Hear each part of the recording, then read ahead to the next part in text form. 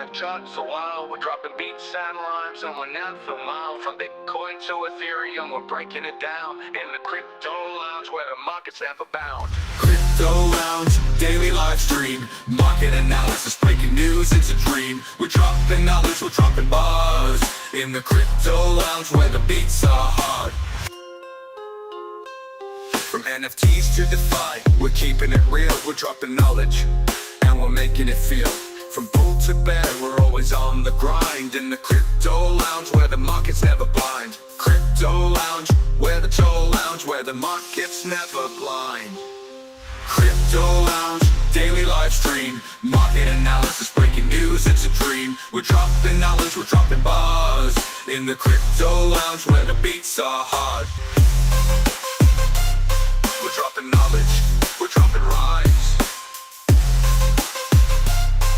In the Crypto Lounge where the future shines.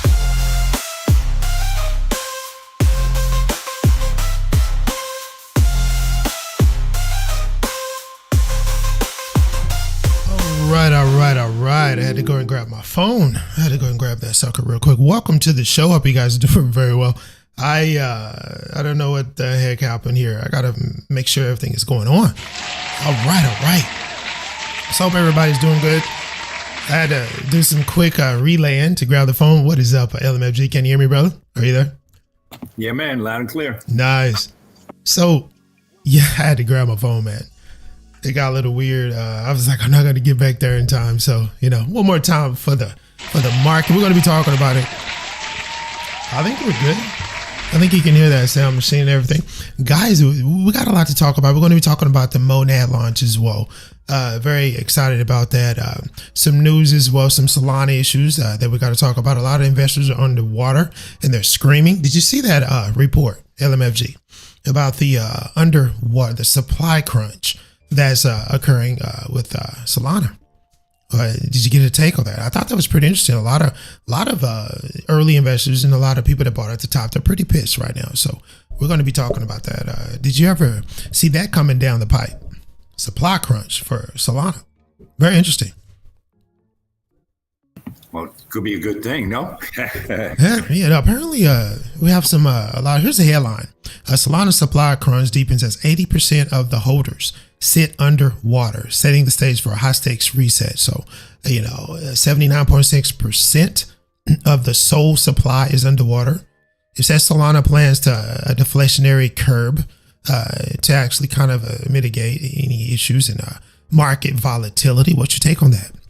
Just that headline by itself is pretty interesting.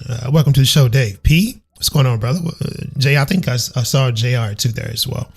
So I want to welcome you guys to the show. Man, my lighting is bad. There we go. Let's pull that down. What do you think about that, bro? Because we're going to get into this article. I'm definitely going to get into some news about CZ as well. You guys heard what's going on with, and here's the thing. I don't want to say this is about CZ because it's a Binance situation. Although he was, at the helm, he was a CEO when this was going on.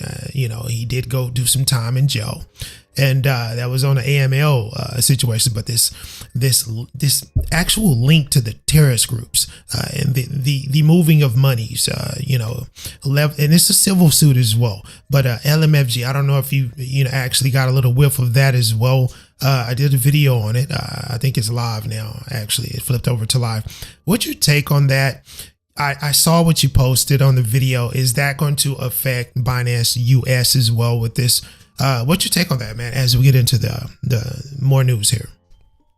Yeah, I mean, this could be crazy. I mean, how much of a fine, how much are they going to go after? And I believe this is a class action against them, right? Yeah, absolutely. Yeah. So this could be tremendously huge. I don't know. It's crazy. I think it's going to be it's going to be an ugly situation. And they're going after CZ2 because he was the skipper. During this situation, he was the skipper and he was running the ship, and we'll get into that, man. Now, I want to get into this meme coin. It's a very interesting situation that I want to get into because I'm going to get into some meme coin discussions. But this, in particular, this Alpha.ai, this is going to be a new infrastructure for meme corners, right? And they call it a chain centric island, essentially, which brings all the meme coins that are on all the chains into under one umbrella. And it makes it easier for the investor to move from meme coin to meme coin. We're going to get into that infrastructure because I think this is going to be, it's like next gen, degen tool for meme coin activity. The meme coin paradigm, I think it's going to evolve meme coin activity to another level. With the way this thing is built out, we'll get into that as well. It seems to be a lot safer and no trading fees. So if you're a meme corner, if you're a true degen, you're going to love this platform, and we're going to do a deep dive in, as well as Monad. So LMFG, let's go ahead and get into it. Here's some of the actual headlines. So we're going to get into a lot of reports today, but you did get a malicious worm attack here. Crypto domains are under attack right now, especially when it comes to supply chain attacks. We're going to see that going into the Q4 LMFG. Are you worried about that? Because we had that last year, and it moved the market when it comes to a lot of small caps, meme coins, and some utility players as well got hit hard with these supply chain attacks, as well as regular hacks as well with the bridges. Your take on bridge security, and by far, this has been a theme going into the last 4 years when it comes to these type of attacks.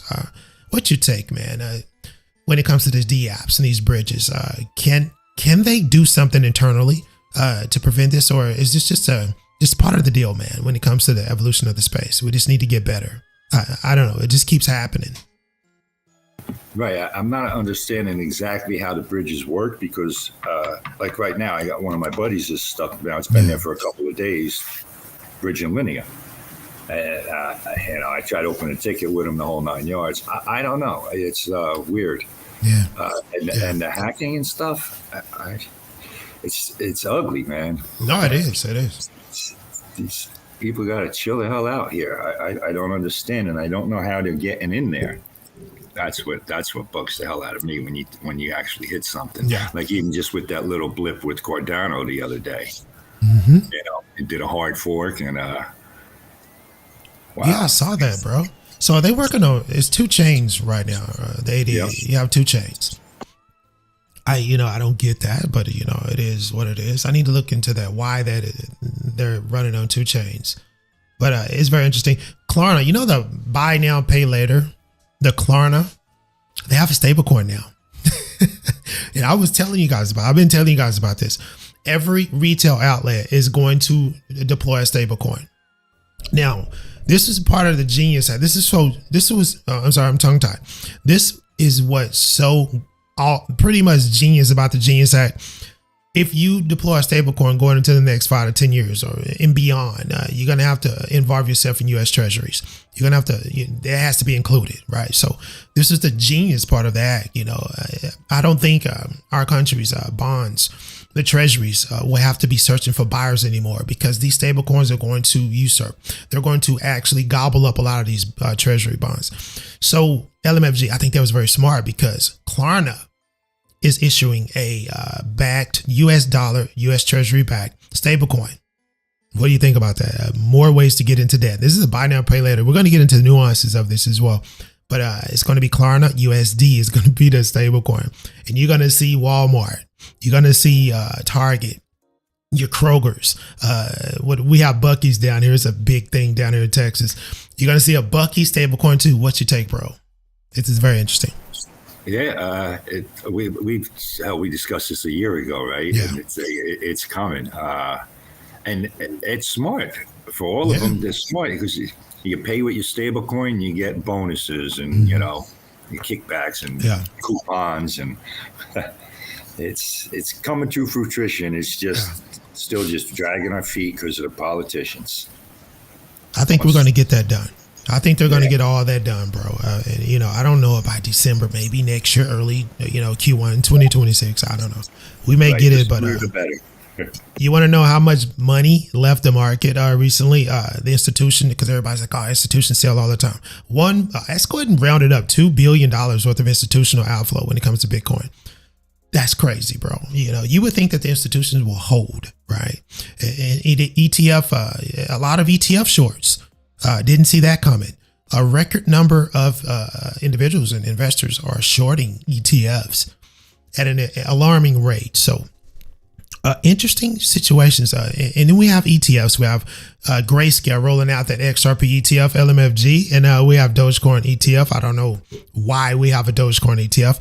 Chainlink, Chainlink, guys, that ETF next week. When that hits, that's going to be very, very good for Chainlink. And I think you're going to see a robust movement in that price.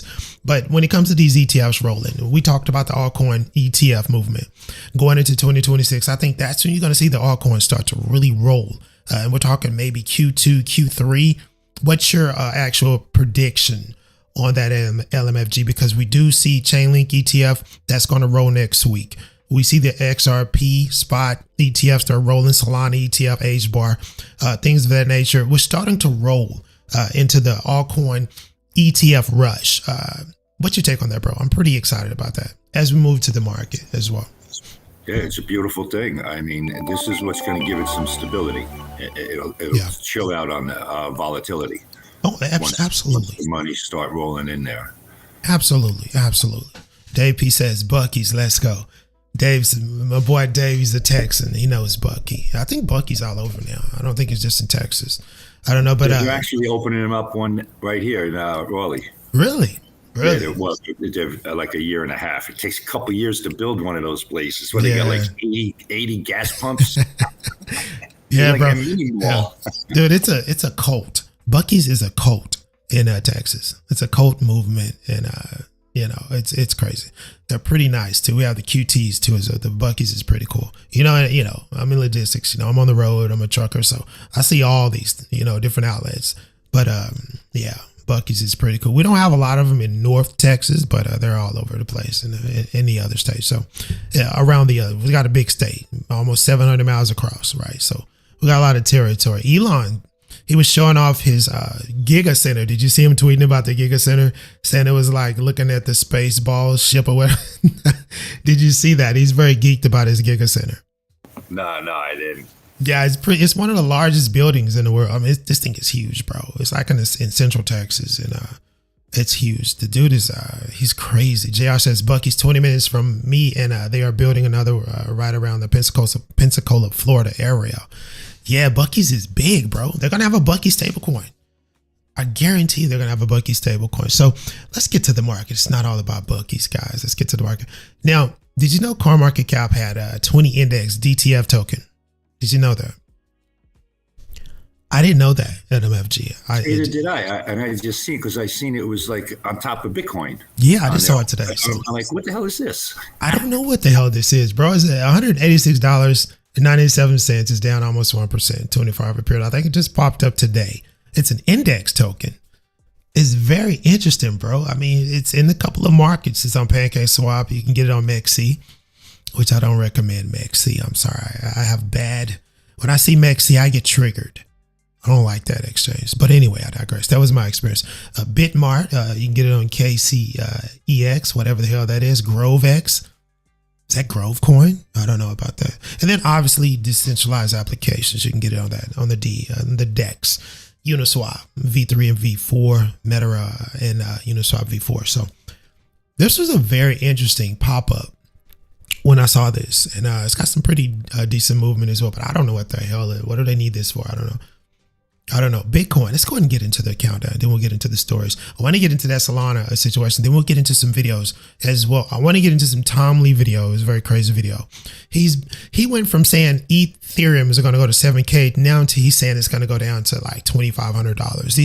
These particular, I don't know what to call them, LMFG, but they're all over the place with X. 1 minute Bitcoin is going to $1 million. Next minute they're readjusting their predictions to below $100,000. They don't know what the hell they're talking about. Most of them don't. So, and then Robert Kiyosaki, I think it is.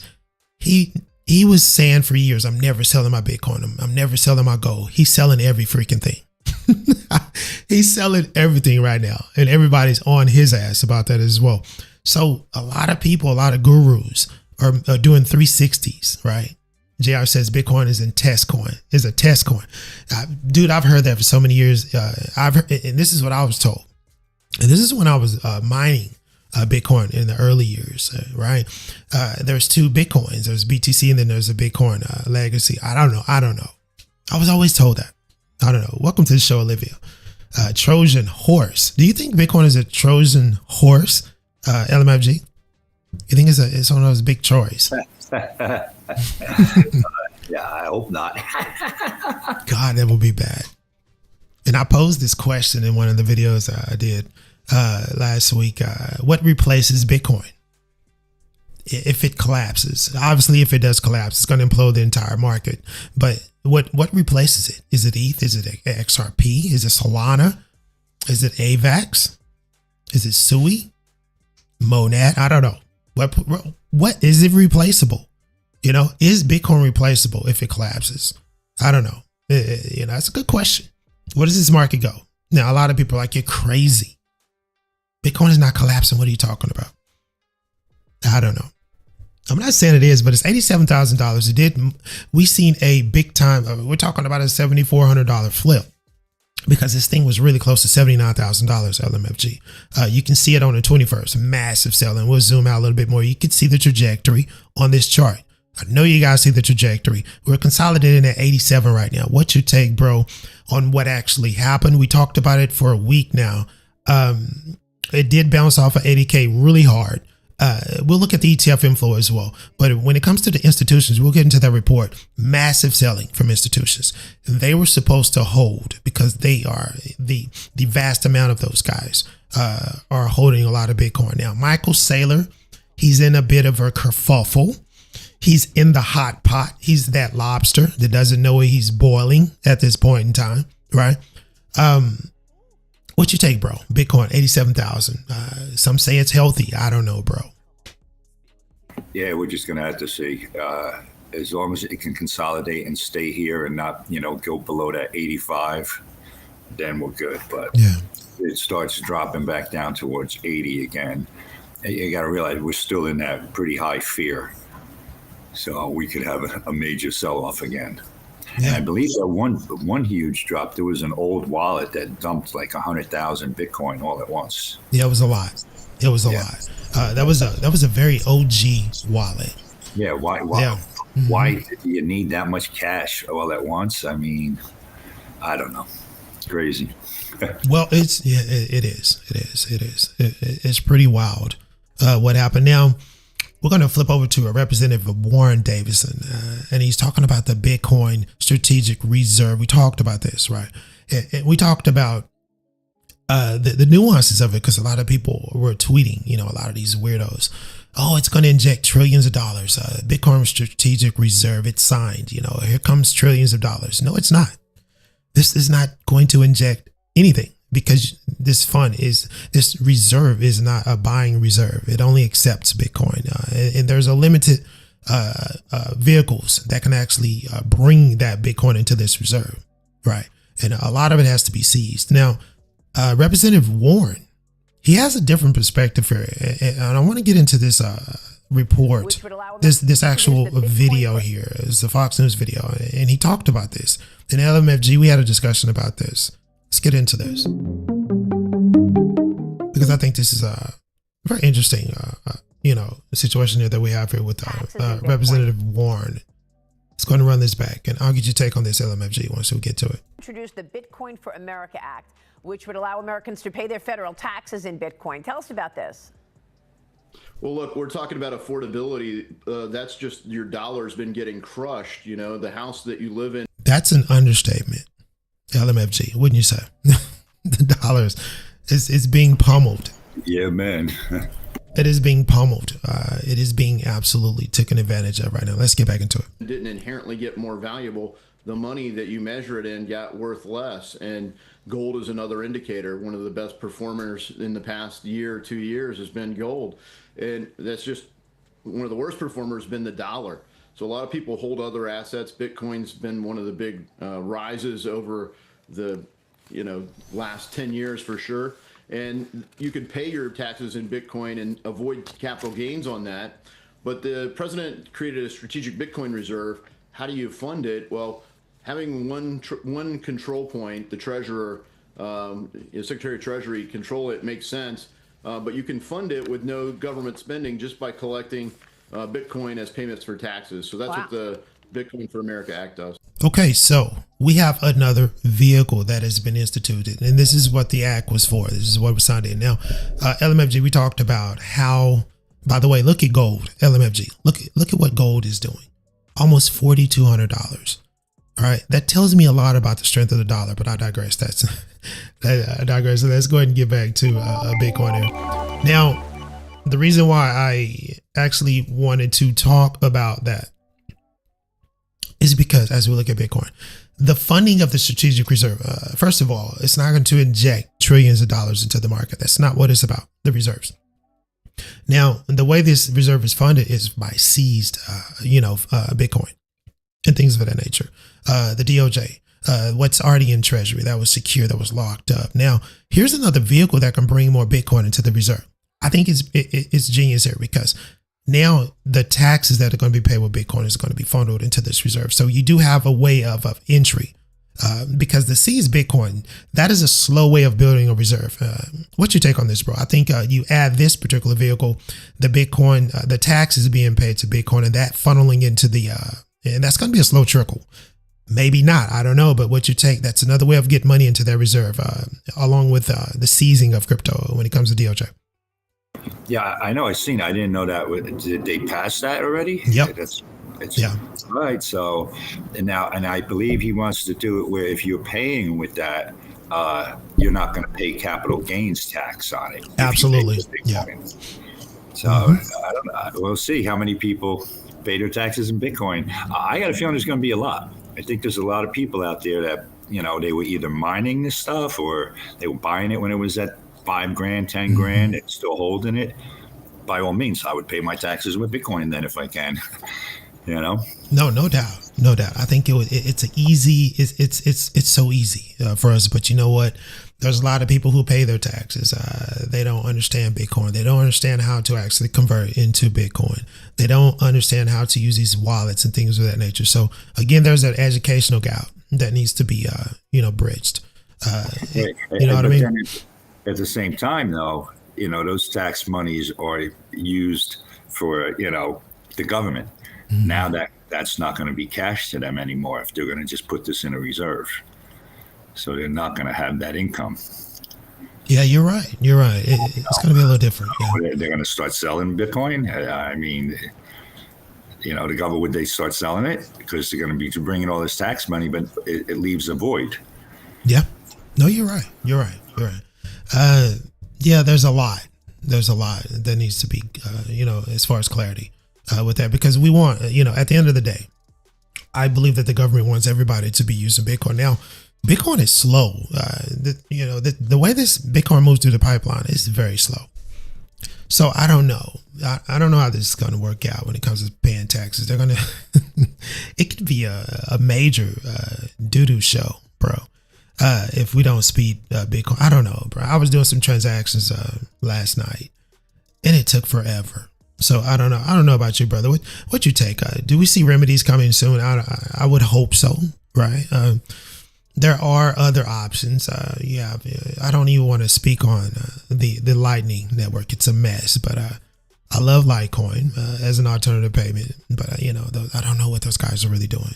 Honestly, I see them on X a lot, but I don't know about upgrades. I know they have a privacy protocol embedded. ETH just did a privacy protocol embeddation as well. So we'll see, man. By the way, Kevin Haslett is now President Trump's top choice to replace Jerome Powell as the Fed chair. What's your take on that?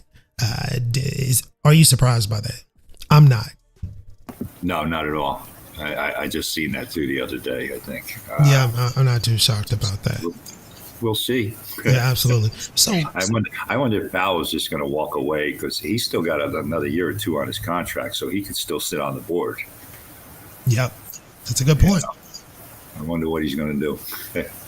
That's a good point.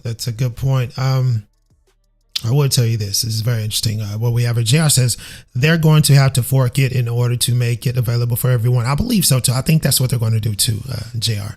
I've been getting a lot of flack about that. I've been told that I'm crazy. They're not going to fork Bitcoin. Yeah. I think it's going to be a hard fork too as well. They're already rolling back a lot of those upgrades. So, it is what it is. It's just too damn slow, but again, I think it's an interesting conversation. Now, I did see something about this that was talked about here. This is something that came out a couple of days ago. And Ray Dalio is getting a lot of flack for what he said. And this kind of goes on around the lines of what we're talking about here. Now, I want to get, we're going to move to this. Then we'll get to ETH and then we'll get to the reports because this is kind of like, it's relevant to what we're talking about Bitcoin and the OG status of it, in the old man in the room, as I like to call it, the granddaddy. I think granddaddy needs a new knee. He may need a hip replacement when it comes to Bitcoin. But I want to get to this. Hold on. Because it is quite relevant here. Listen to Ray Dalio. This is what he said about Bitcoin, guys. And I'll go on the record. I don't agree. And I'll see if you agree with him. But he does bring up some great points on this little excerpt here. I have a small percentage of Bitcoin I've had for forever, like 1% of my portfolios. But do you think you should have more? We keep watching. But I think I've said the same thing over and over again about Bitcoin. I think the problem of Bitcoin is it's not going to be a reserve currency for major countries because it can be tracked and it could be conceivably with quantum computing controlled, hacked, and so on and so forth. Now, LMFG, this really shook up the space. This really pissed off a lot of people when he said this about Bitcoin. There's issues here. It's not as solid as we think. It can be hacked, right? It can be tracked. Of course, it's an open ledger. It can be tracked. You can track anything, especially if you know the wallet. You can track it all day long. People do that all the time. But as far as the quantum attack, that's a serious assertion there. What's your take on what Ray said? Yeah, and I think the quantum computers, I can't see somebody trying to go hack after Bitcoin. It just doesn't make sense because, for one, it's probably going to take them 6 months or whatever, even with a quantum computer, maybe even longer. And what are they going to accomplish? Yeah. I don't see it. And then you have all these like Quant Platform and QuantX and, where you're actually putting your chain on top of that, and that's quantum resistant. And you hear it say it's not quantum safe. Nobody's saying, oh yeah, we got it. It's just quantum resistant. So you got to make you think a little. No, absolutely. It does make you think a lot. Now, before we get on with the countdown, I want to get into these the institutional sales that I was telling you guys about. Institutional investors sell. I'm going to go ahead and round this up. $2 billion worth of Bitcoin and crypto assets within a week, guys. Just last week. This is why you've seen a lot of money leave the market. I would say 2 weeks in a row. Institutional investors, let's get into this. Just sold over a total of 1.94 billion. Let's go ahead and say 2 billion. Let's go ahead and round that thing up in Bitcoin and crypto assets in 1 week, according to the new update from CoinShares. This is what they've tallied up, guys. Now, this marks the 4th straight week of outflows totaling $4.92 billion over that period, which is the 3rd largest since 2018. LMFG. So we've seen a mass exodus, guys, and this is a record-setting event. This is the largest since 2018. Now, these outflows represented 2.9% of the total assets under management and the 36% AUM, which is assets under management, a decline when combined with price drops, respectively. Now, Bitcoin led the exodus with 1.27 billion in outflows. A lot of that was institutions as well as ETF outflow, followed by Ethereum. Ethereum was $500 million, a little bit over $500 million worth of outflow, and that came with the ETF outflow as well. Ethereum is currently sitting at pretty close to 2,600. Now, Solana saw $156 million leave that particular situation as well. XRP bucked that trend as well, 89 million worth of inflows. So XRP went the actual other way. And I think it was because LMFG, I think that was because of the ETF, the spot ETF, the XRP ETFs, which everybody was waiting on. That has actually been a success because in the midst of the exodus, XRP actually saw almost $100 million worth of inflows. So what's your take on that? Because a lot of people were worried, will the XR spot ETFs really take off? Will they fall flat like ETH's entry shortly before the Bitcoin ETFs earlier this year? Are you pretty impressed with the XRP situation so far? We're talking spot ETFs. Right. So far, so good, man. Mm-hmm. And again, just slow but sure. People will be into it. And we'll see. Like we've always called this too, the last couple of Christmas times that, families get together. You're going to start getting everybody starting to dive into this. And it still hasn't happened. Yeah, Maybe this Christmas. I don't know. Yeah. It's a different ball game, Yeah. Different ball game right now. I keep telling people the different dynamics. Throw what you know from the past away. These are different times, different dynamics.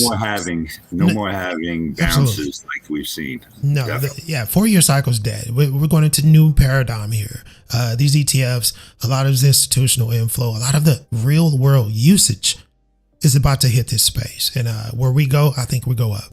I really do. I think we go up. A glimmer of hope appeared on Friday. This was last Friday with $250 million worth of inflows after 7 days of selling, guys. 7 whole days of selling, which produced almost $5 billion worth of outflow. Now, Bitcoin witnessed 225 million in buys. We see that right now. ETH witnessing $57 million worth of buys, which have been gobbled up by a lot of selling, which is crazy. There's a lot of sale pressure with ETH, and we'll get to Tom Lee here in a little bit because he's revised his actual predictions as well, way lower than what he was talking about. Despite the pressure, year-to-date inflows remain strong, around $44 billion, guys. So when you zoom out, it's not so bad. If you zoom out, but a lot of people, they like to zoom in, and it looks really rough. You zooming out, we're still looking very good in that aspect. So back to the market. So as we were talking about this, we did get it looks like there's some selling with Bitcoin. We're down to 86,000. So let's go ahead and keep it moving because I want to get into Tom Lee's perspective on ETH. $2,900 is what we're seeing with Ethereum, down 1% on the 24-hour period. Tom Lee's actual perspective has changed a lot. And we're gonna get into that. I think something else is playing there. We're gonna get into what he said because I kind of saw this coming. I knew he was going to do something a little bit different. He's calling for this to fall below $2,500 now after $7K prediction just a couple of weeks ago. And let's get into what he said, because everybody follows this guy. He's like the god, I guess. I don't know. Let's get into this. It's very short, and this is going to be his predictions here and what he's thinking about here. In the near term, there is downside, maybe to 2,500, but that's minor compared to the upside of trying to discount a super cycle. So we think ETH can be 7,000, 9,000 by the end of January, and that's a huge recovery move, but that's also pretty typical of what could happen in the fourth quarter. I think in the near term, there is downside, maybe to 2,500. But all right, so at the end of the day, he's talking 7K, 9,000 January. I don't think it has a chance to get to 9,000 or 7,000 in Q1 of 2026. But $2,500 is his bottom. LMFG, what do you think? And we're talking about ETH. It's already struggling, right? ETFs are starting to roll back again, but this thing is down, bro. It's down, and there's really the GUI is down. There's no burn. Transactional volume, the DeFi thing is still kicking, but that robust transactional volume that we're used to seeing with ETH within the last 5 to 6 years is gone. What you take, bro? I think it goes below $2,500. Yeah, I say possible, and I've been doing some reading too, and there's also a lot of developers are jumping ship. I know exactly where they're going. Are they going to Monad? Are they going to Solana, Cardano? I'm not sure, but we're going to wind up getting not so decentralized. if it keeps up, you know.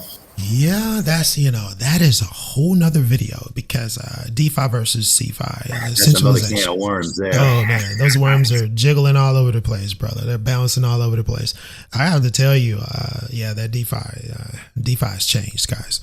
Just in a nutshell, it ain't your grandfather's DeFi anymore. I'll tell you that. It's not like we have grown to love it. It's different, and we're going to see the new DeFi 2.0 is going to be rolled out in 6 months. And I don't think a lot of people are going to like what they're going to actually experience. But you know what? It is what it is. There's always a drawback when it comes to this involvement on a large scale, especially when you bring it in the real world. Things are going to have to change. And JR says nothing is actually decentralized. You're right. I think it was a ruse the entire time. But I'm okay with it. I'm all right. I'm not even going to go crazy about it because it's going to happen regardless. The JP Morgan thing is crazy. What's happening to JP Morgan, the MicroStrategies thing that is bonkers, man. What is your take on that, LMFG, as we move back to the countdown? I'm kind of shocked that jousting between strategies and JP Morgan and the debanking of the Stripe CEO. That was crazy. Yeah, it's that's pretty ugly, really, you know. And I don't know. And, everybody's not really paying attention. They do have 500,000. BlackRock got a few 100,000. Who knows how many Fidelity has? They probably have 1 million. And imagine these guys go and dump this shit. I don't know. At any given time, I don't trust it. I don't like to see that. Institutions holding that much, I think it's dangerous. But it is what it is. There's not what you can do about it now. Yeah. We just got an interesting report about the FBI being called as Cardano, split into two by a single transaction. Damn, lessons for ETH and SOL clients. We might get into this. This is a very interesting article here. ADA in the news for the wrong reasons. What's going on, bro? What's going on with Hoskinson? What the hell is going on? We got to get into that. We got so much to get into today. It's such short time. Very interesting article there. We'll get into that. So ETH, $2,800 for Ethereum. Dave P says neobank will take over. Okay. Got you. Got to get into that. I got to have a conversation with you about that. Tether, hot water. Tether's in hot water. And I'm not talking, what you may think I'm talking about. I don't see how they survive going forward. I really don't. That's another video. I'm not even going to go there. $2.16 with the XRP. Alts are starting to bleed once again as Bitcoin starts to sell. Now, within a 24-hour period, 2% down. Within the last hour, 1% down. So we do see some actual outflow with Bitcoin, and that is affecting the altcoin market, guys. BNB, $850.80. We've seen a huge reduction in the Binance situation. This thing was well over $1,000 LMFG. It has since fallen. Look at the trajectory, guys. We're going all the way back to November the 4th. This thing has fallen. It's fallen. LMFG, what is going on? We're going to get into what's going on right now. But we were championing and we were really celebrating the $1,100 price point with this juggernaut of an OG. Massive exodus. What's your take as we get into what's going on with this civil suit? Because I believe this is going to be the mother of all civil suits when it comes to our space. And it's unfortunate that is being directed. What's the target here is number 5, Binance. And it could be a substantial amount of money that will have to be paid out if this is successful. If this is successfully won in court and Binance loses this civil lawsuit, this could break this whole situation up, brother. 850 is what you have it now. I think it's affecting the price as well. What's going on with CZ in this civil suit? We're going to get into the nuances of it. What you take before we get to the nuances of this pending. Actually, it's about to go through. So it's interesting. Yeah, it's interesting, ugly interesting. Oh, it's bad. Yeah, and I also think that a lot of that dip in there is just the retails too. They've seen it. So many people are in the green with Binance. It's off the wall. That was all-time highs, even at 850. Absolutely. Yeah. People buying this stuff at $30 just a couple of years ago, Well, I mean, you could have got it at $200 too, just, Yeah. I mean, and this thing went to 1,100. Yeah, absolutely. You got guys that are putting, dropping 10K on this easily, 10K. And this is when it was $200. Man, you made a lot of money when it got to, I think it topped off at $11,900, right? $1,190. Jesus, I would have sold then. But you have a downslide. Sometimes we hold too long. Sometimes we hold on to our coins and tokens too long. We get a little greedy. If you bought at $200 or $30, my God, and you hadn't sold anything until this point, man, you missed the boat on that $1,100. But you're still winning, right? You're still winning, kind of like the Solana thing. When you could have got it at $30, $40, you're still winning, even though that thing is robustly moving to, in the wrong direction. This is what's happening with the Binance situation. I don't think it's a good thing. LMFG, I really don't. Here's the actual headline here. Binance founder Xiaopeng Zhao, better known as CZ, accused of facilitating payments to Hamas. Just that headline sends chills across the board. You don't want to be even in this. I'm pretty sure CZ is like, what the hell? I just got a pardon.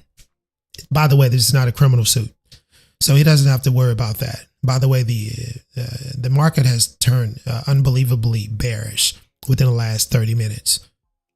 I don't know if you noticed that at MFG. 13.7 is the meter right there. So we're going in the wrong direction, but I digress.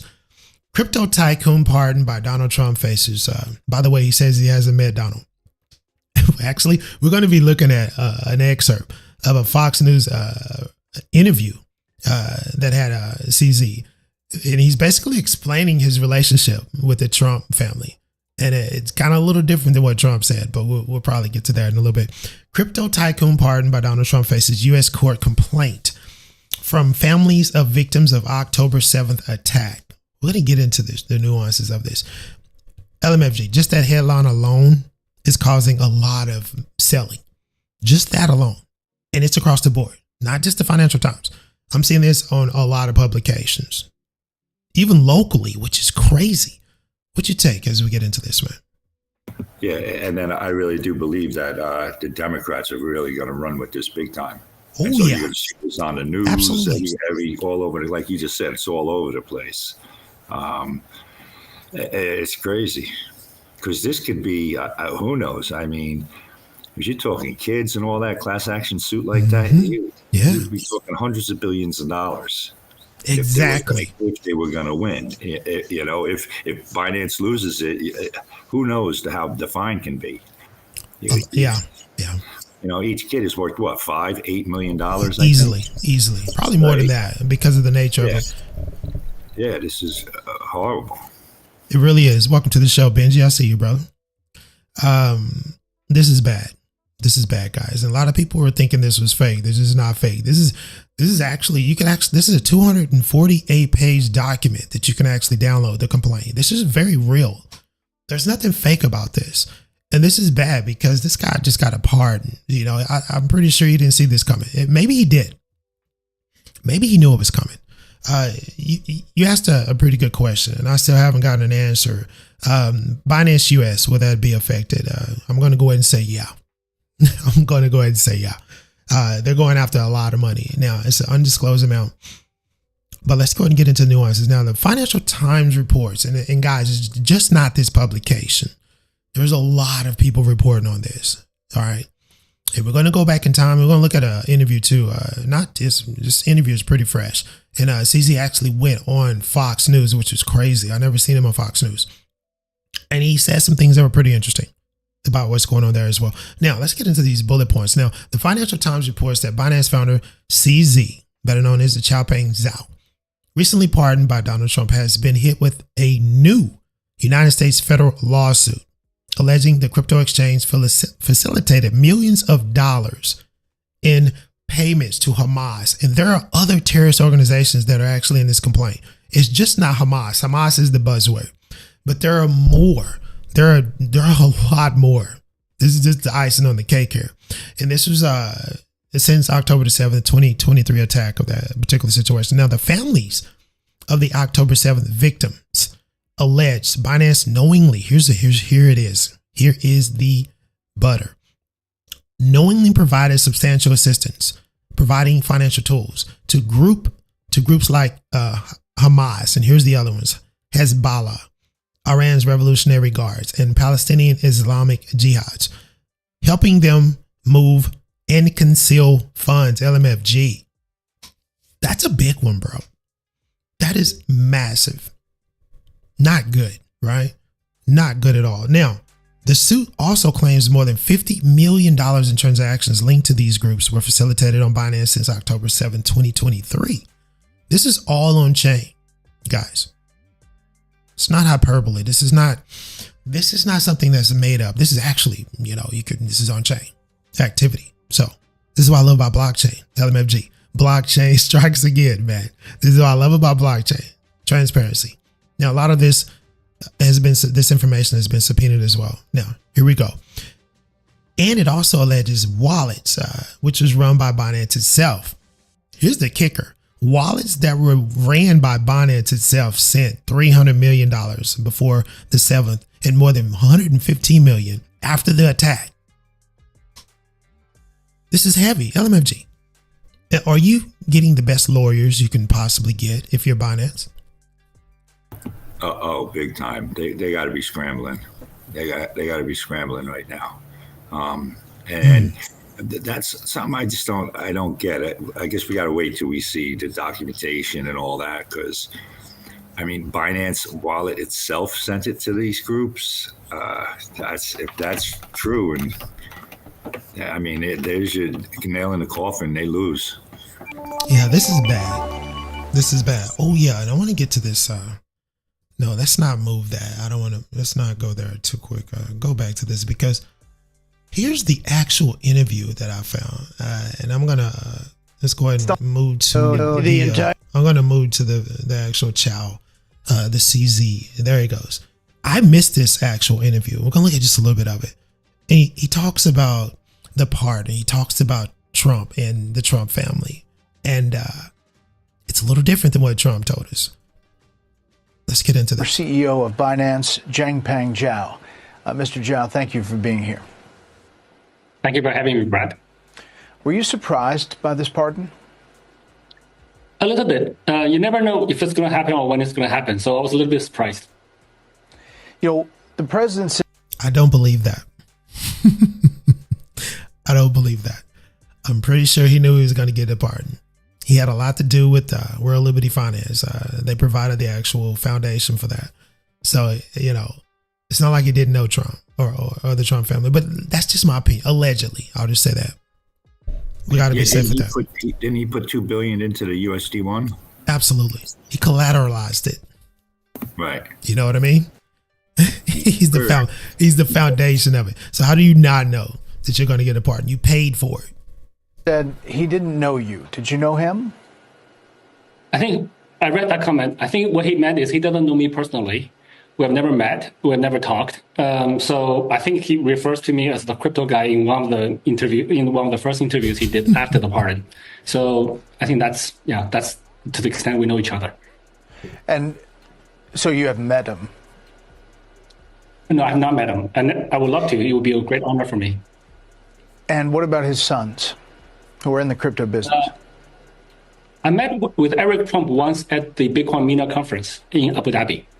So talk to me about your charges. As the DOJ listed them, after you pled guilty, they put out a statement saying Changpeng Zhao made Binance, the company he founded and ran as CEO, into the largest cryptocurrency exchange in the world by targeting U.S. customers, but refused to comply with U.S. law. Binance's and Zhao's willful violations of anti-money laundering and sanctions laws threatened the U.S. financial system and our national security. That's how the Department of Justice in November of 2023 described you pleading guilty.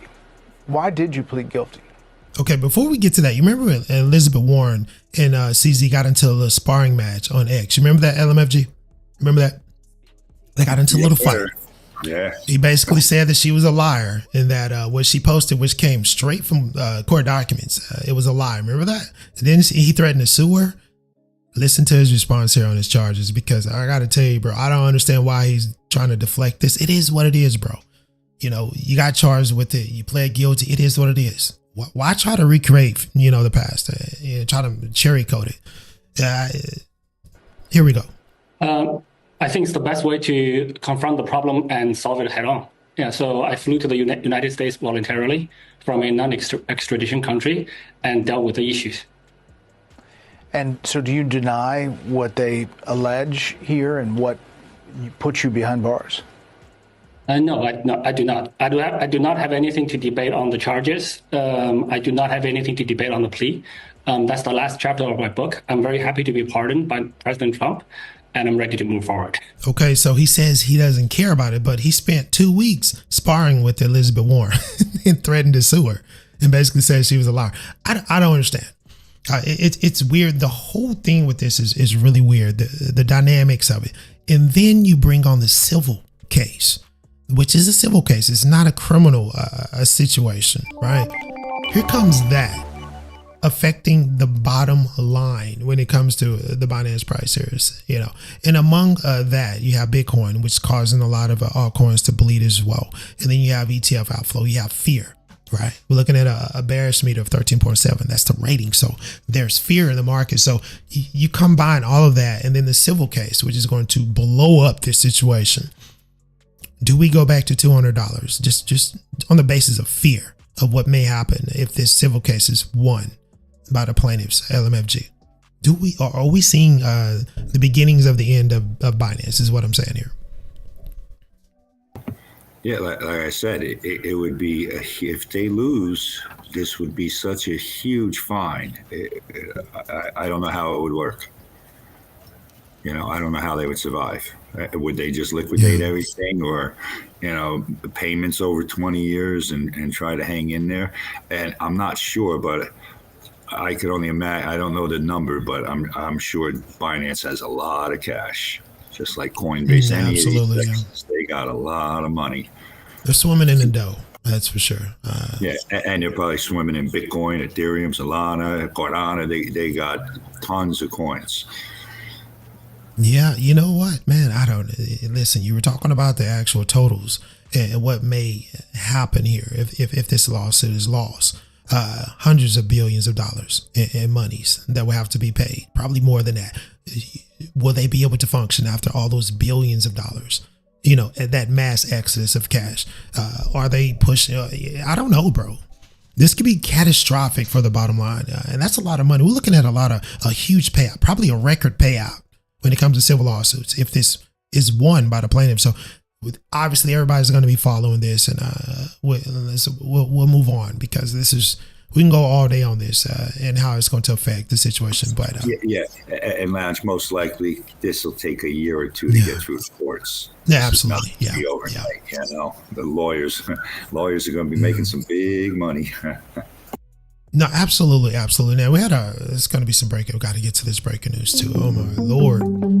It just keeps getting worse and worse, man, for the Bitcoin ETF situation. Now, Kabasi letter. I love this particular page here on X. Bitcoin funds just saw unprecedented outflow. Now, the US ETFs, the US Bitcoin ETFs have seen 3.55 billion with a B, capital B, in net outflow so far in November, guys. On track for the largest monthly outflow in history. I spoke of this earlier when we were talking about all that outflow, institutional outflow, which these knuckleheads were supposed to hold. What are we doing? Now, this is almost in line with the previous monthly record set in February of this year to the tune of 3.58 billion. So we have a doubling up of massive outflow once again. So we're going back to square one. We're not really making any headwind here. We're backtracking essentially when it comes to the Bitcoin ETFs. This also marks just the 5th monthly outflow since the start of 2024. The largest Bitcoin ETF, IBIT, has led the outflows, which this is not good, to the tune of over $2 billion. It's capitulation near in crypto. And here's the chart, man. This is what we're looking at. This is massive, and a lot of it is coming from one fund. So it's very interesting. I don't understand how the altcoins are going to be able to actually support this. But I believe those ETFs are going to allow them to run. Now, as far as Bitcoin, I think Bitcoin is going to have to fix Bitcoin. JR, I think that fork is coming, brother. As we see the alts bleed now, ETH down almost 8% on the 7-day period. Let's go and get into this rundown. Solana, we talked about Solana, $134. We're going to get into that report. We got so much to get into still. Tron, 27 cents. Dogecoin, which that ETF did drop, down almost 9% on the week. Cardano, 41. FBI being called for the split. I don't know what the hell is that. We're going to get into that report too. I got to find out what the hell they're talking about there. 14% for ADA down on the week. Hyperliquid, almost $29. A lot of people are saying these particular alts are oversold. LMFG.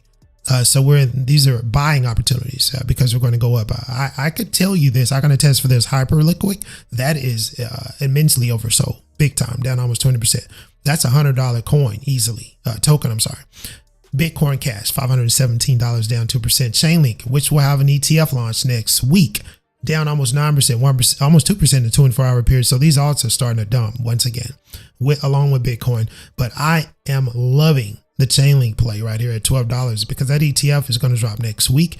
This thing can go right back up to $25. So you're getting it at 12, not financial advice. Nice little ride up. We'll see how that goes. Zcash, big dump, LMFG with Zcash. Now, a lot of people are saying you had a lot of Bitcoin whales moving into transferring their Bitcoin and converting it into Zcash. This last 7-day period here, massive dump in this privacy protocol that supposedly is going to rival Bitcoin because it is untraceable, right? $487. What's your take on that, LMFG? They're saying Zcash is going to actually overtake Bitcoin because it's built a little better than Bitcoin, but it mirrors the actual notion. What's your take as we move on to the Solana report? Right, and I seen that. What was it, like a 580? Just the other day, right? Crazy. Look, you see that? Look at that crazy movement. Crazy. You know, I see when I see it to go that fast, it's usually not retail. Absolutely, these are huge wallets. Yeah, huge wallets, and it could be somebody that. I mean, if you go way back, where was this at? You were buying this stuff at what, $30? Mm-hmm. Yep. Yeah, I've been mining this forever. I was getting Zcash drops forever, bro. You know. Nice. Yeah. This is OG Zcash, Monero. These are OG situations, bro. They've been in the space for a long time. But this is crazy movement, right? And again, Bitcoin. You have this movement. The odds are moving down, guys. So you see the red. You know, it is what it is. This is not a bull market, guys. This has always been a bear market. And I think a lot of people were foolishly saying a lot of things on X when it comes to bullish and bullish this, bullish that, all that shit. $1,000 XRP coming. $1,000. Get your XRP. We're going to 1,000. There's no way XRP is going to hit 1,000. Not now, right? That's what I said. How many trillions of dollar market cap would that be? No way. It's not going to happen, right? It's not going to happen. So just to round this up, you got Monero at 380. Bob, Litecoin is down profusely as well, $84. That's oversold as well. Hedera, that ETF hit, right? A lot of people sold their H bar, and I think a lot of those whales are waiting on that ETF, that pump. And man, that thing sold off a lot. That was a massive sell off in H bar. I hated to see that. A lot of people got crushed. But this is the nature of cryptocurrency. This is the nature. We're in the birth pangs of real world adoption that's going to actually take place within the next 5 years. So a lot of whales have been holding for a long time these top 25 coins, guys. You have a lot of early investors that have been waiting for this point, and they are going to sell. They're going to dump on retail. They're going to dump so hard. And then you're going to have opportunities to get in for the actual 10-year run. And a lot of these are going to be applicable. They're going to be used in the real world. They're going to be leveraged by entities going forward. And that's when you get in. Don't get in now. You're getting in at the top, and you got a lot of whales that have bought early, very, very early. They're going to dump on your head. LMFG, I'm just being real, 100%. This is what's going to happen. I know it's bad. I know it's bearish. JR says derivative markets interlocks with XRPL. It's possible to hit thousands. JR, dude, the math ain't mathing, bro. for $1,000, bro. The math just ain't there, bro. When you look at that market cap, they're gonna have to be some reductions in that supply to even do that. And that's just my LMFG. Am I wrong to say that? I'm not trying to be bearish. Not at all. And again, we still don't know what they're going to do. I think they got 38 billion. Ripple still holds 38 billion of the coins. So who knows what they do with them? But $1,000, just even at 60 billion, $1,000, come on, that's $6 trillion. I just don't see that happening. Yeah, it's basic math, and I love XRP. 10 years, 20 years, they're still there. Yeah. What does it go against, though? Is it going to be the dollar? I don't know. But I will give you this, JR. The XRPO, that ledger, that's where it's at, bro. That's where it's at. If you want to see some movement, that thing has to move. It has to start churning, right? RWAs, I think in the future, the XRPO is going to be great for that. It has to move, though. And that's where you're going to see that movement come from, that usage within that ledger. I think that's when you start moving $2, $3, $4, $5, maybe $10, right? I think at $10, it's still, a lot of people are going to make a lot of money. So I don't think you need to go to 1,000 for a lot of you guys, you OGs, to make a generational wealth. I don't think you need 1,000. I think you need maybe $10, maybe a $20 XRP, and you guys are done. A lot of them are going to be out of there. I don't know. It is what it is. AVAX. I think AVAX is a great buy too as well. Sui Chain. Wow, it's getting really close to $1. That thing almost hit $3 during that mini bull. I will say this. We did get a mini bull run, but it was so tiny. It was like a pony. It was a pony. It wasn't a bull. It was a pony run. That's what we got. We didn't get a full-fledged bull run. But I think going into next year, we're going to see some really nice movement. And just to round this off, and we'll get on to the Solana report. World Liberty Finance, up 8%. This is one of the performers that really sticks out to me that has actually performed quite well. And that is the Trump Bros platform. And I think it has a lot to do with that private resort tokenized asset that a fractional real estate is going to be offered, that's going to be blowing up on this particular platform. That private island that they're going to be putting all those resorts on. They're going to be tokenizing that, giving us opportunity to get fractional, ownership of that. LMFG, I think that's what this is all about, because you have a robust inflow that's been registered across the board, not only in 24-hour period, but the 7-day period. It's up almost 9%. And we're talking WLFI. That's the Trump Bros. Pretty impressive. Hand clap for the market, man. Even though we got a lot of red, LMFG, I think we still have something to be gracefully happy for as we look at that RSI. And I told you guys, it's neutral, but you do have some oversold situations here, guys, with a lot of well-known situations, including Zcash. Even Tron is in ADA and Hyperliquid, XML, Suchain, Crow, Aster, Near, Polygon, Aptos, SCE chain, which is a big thing in Japan. By the way, that Japan thing is crazy. A lot of oversold opportunities, guys. You have to do your research so you can get in there and catch these runs and make some money, right? Not financial advice. Let's get into this Solana report because I think this is very interesting. LMFG, what are you buying, bro? As we're going to be shifting to Monad here. I want to talk about Monad. Loving Monad, but we got to get this in here. Solana supply crunch. 80% of the holders are like, what the hell is going on? High stakes reset coming. Let's get into this. Now, Solana is facing market structure crisis.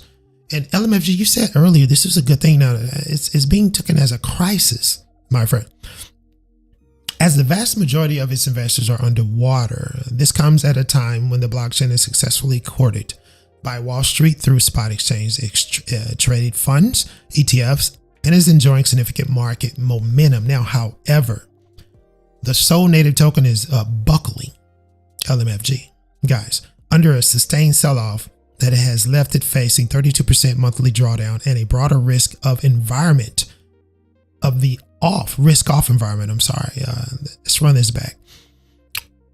At risk of a broader risk-off environment, I gotta say that correctly, that has pinned Bitcoin around $80,000. Now, as a result, the network developers have proposed, here we go, a radical shift in Seoul's monetary policy that would accelerate its transition to scarcity. What are we talking about?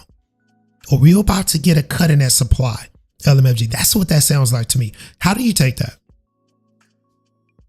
Yeah, that would do it price wise, but I don't know. Don't like it myself. Are we going to see a fork? I don't know if this is renounced. I haven't even looked at that. But if you're telling me you're going to drastically accelerate this transition to scarcity, how else am I supposed to take that? Right? How else do you do that? I don't know. I know how you do it, but they're being very, vague with this, but I'll read this again. As a result, the network developers have proposed a radical shift in Seoul's monetary policy that would accelerate its transition to scarcity. Now, top heavy contraction. Let's look at this chart here. It's pretty telling here. The pain in the Seoul's market is visible on chain as well. As the token trades around $129, it's a little bit up, a little bit now. Market intelligence from Glassnode estimates that roughly 79.6% of the circulation supply is currently held at an unrealized loss. LMFG. Holy cow. What's your take? What's your take, bro? Yeah, I don't know, man. It really is. It's crazy. I guess I'm going to jump in over on your Discord and see what's going on. Oh my God. Hear from the horse's mouth, I guess. Hey, I don't know, Lounge. I gotta run here. All right, brother. Into my monthly massage. Hey, go get it, brother. Yeah, go get it, brother. You have a good ride too. Yep. Everyone enjoy yourselves. Rock and roll. Happy Thanksgiving. Do what I'm going to do. I'm going to shut my internet off so nobody going to have no internet access at my house, and so everybody's not looking at their phones. Yeah, get your disconnect going, man. Enjoy that massage, man. And have a good ride too. Y'all be safe. Take care. LMFG. What's going on, Jason? So let's get a little bit more into this. This is very saucy. This is a very saucy situation. Now, Glassnode analysts describe the position as top heavy, right? A technical setup where a significant volume of coins were acquired at higher prices. We saw that happen over time, right? Creating a wall of potential selling. Now, historically, such as extreme readings resolve in one or two ways: flushing of capitulation or a prolonged period of digestion. Now, however, the sell-off has notably occurred despite a steady bid from traditional finance.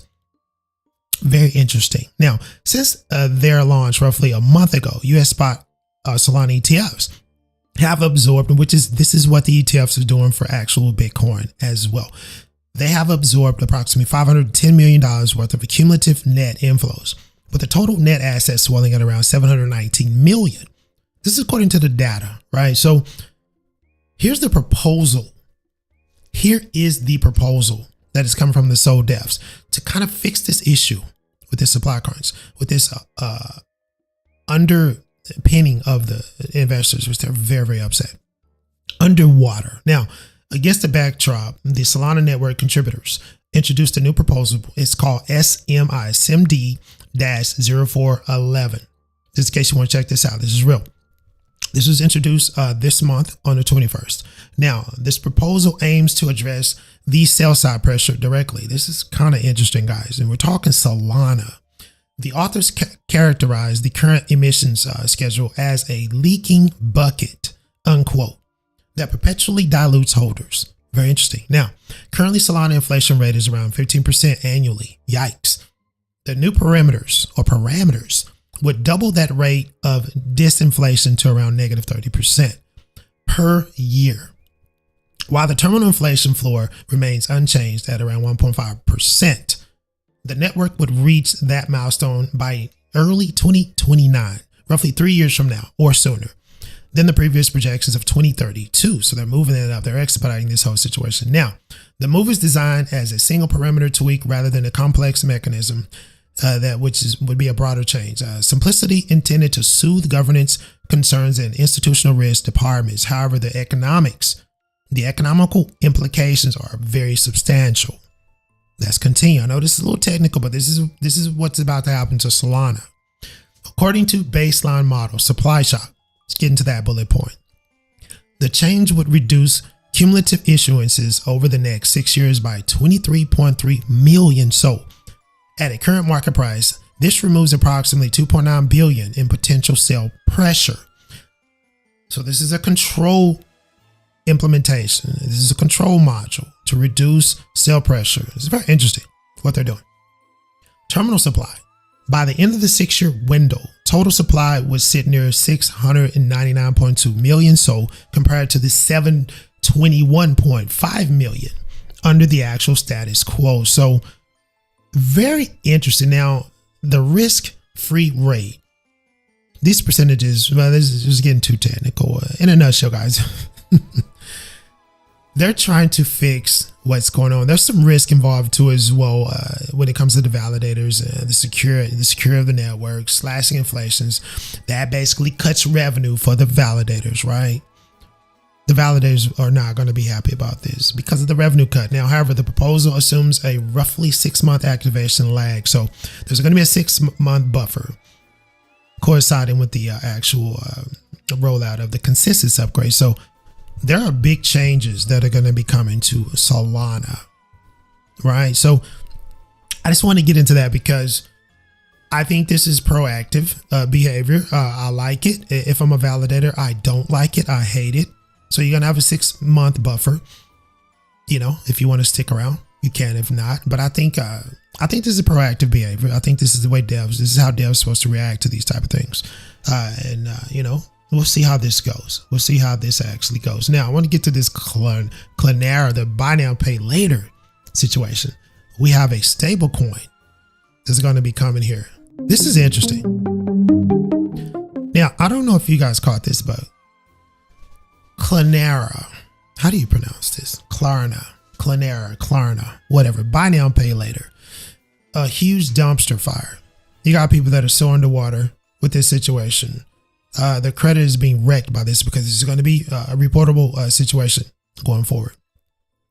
Clonera unveils a dollar-backed stablecoin. So here's the stablecoin situation that I was telling you guys about.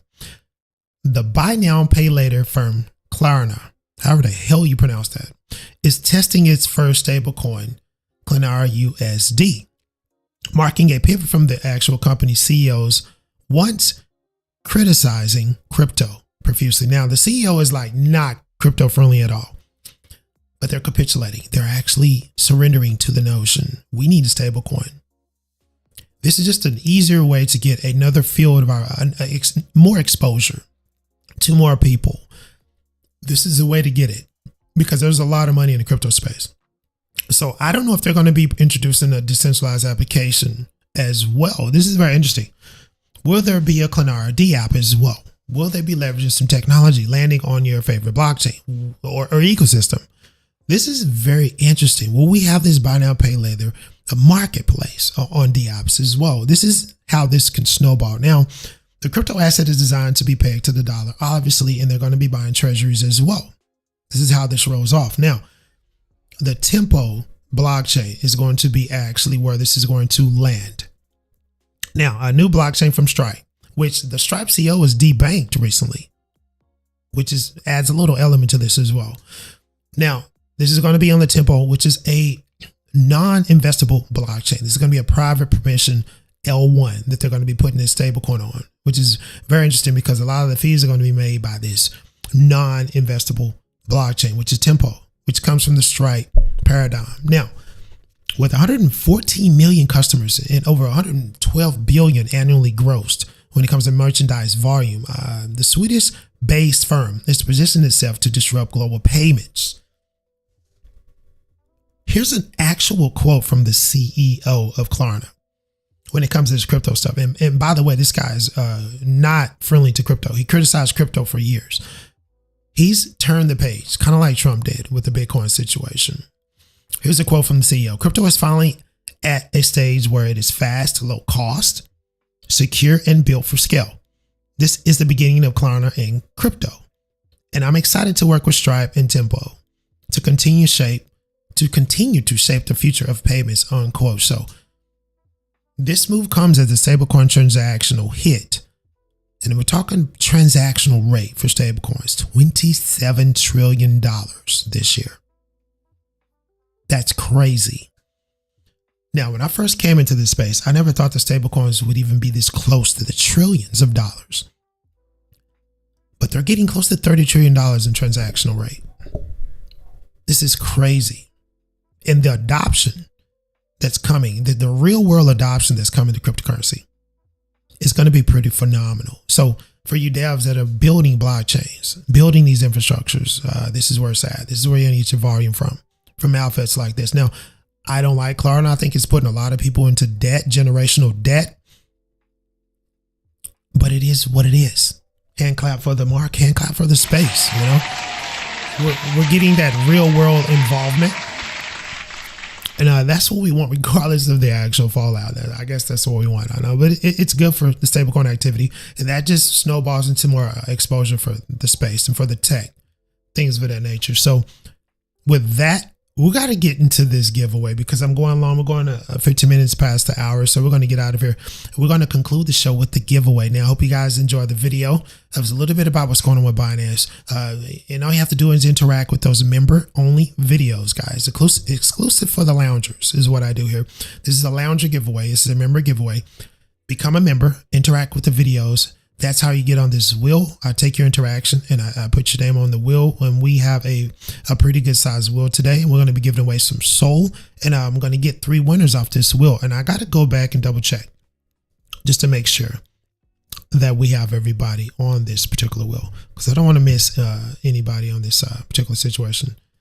And let me do this check real quick, guys, and then we'll get the wheel going here. Actually, let me get the wheel on the screen here. And let me do a double check here to make sure I got everybody.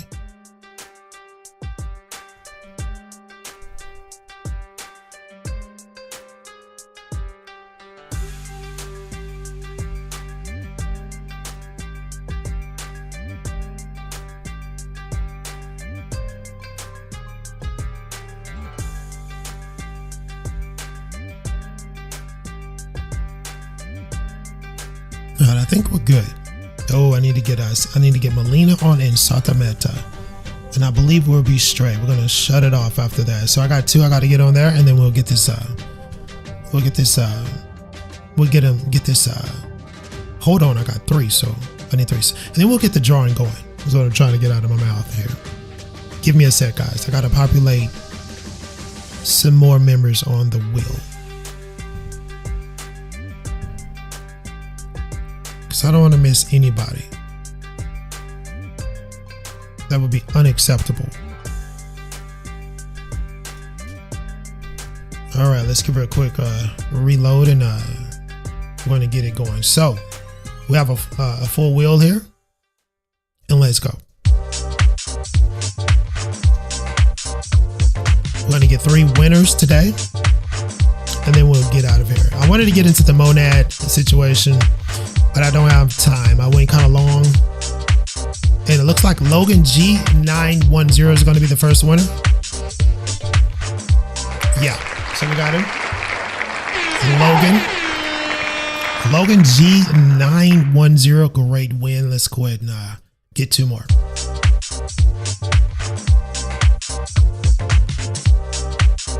It's a really nice spin right there. So let's see if I can call it. I think it's going to be Alina 654.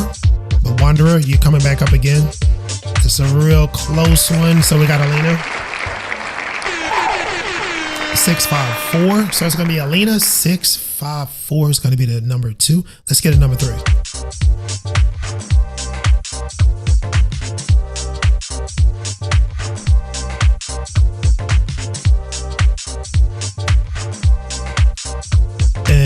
Wanderer, you're back again. Wanderer is trying to get this win. I think you're gonna get it. Nah, I think Suzu got you. Yeah, Suzu 15,000. That was crazy. So Wanderer, you came up 3 times, man, and you were trying to get that, but you didn't quite get it this time. You'll get it the next time, brother. So hand clap to the winners there. We're gonna do a recap. We have Logan G9. It's going to be, the first is going to be Logan at G910. And then we have Alina 654. It's going to be the second one. And then Suzu. Haven't seen Suzu on the wheel. It's going to be Suzu 15,000. So hand clap to you guys. Now we're going to get out of here. I hope you guys enjoyed the show. Be mindful of what's going. If you are a Solana investor, be mindful of what's going on with that. You got a proposal on deck, and there's going to be some alterations there and some tweaks to kind of fix what's going on there. So good proactive movement with the devs. They're paying attention to what's going on. So, and be mindful of what's going on with adoption too. You have Clenar coming in with the stable coin, and I think that's going to snowball into more real world adoption when it comes to leveraging the technology, things of that nature. Hopefully, and most definitely, hopefully you got into the Monad pre-launch on Coinbase, the early access. That thing is running. It's ripping. It's doing quite well. And I'll do a standalone video on that, and we'll do a deep dive into what Monad really is and what it has to offer. Massive decentralized application, giant, along with payments. It's going to have a lot of activity. So we'll get into that. So with that being said, enjoy your day.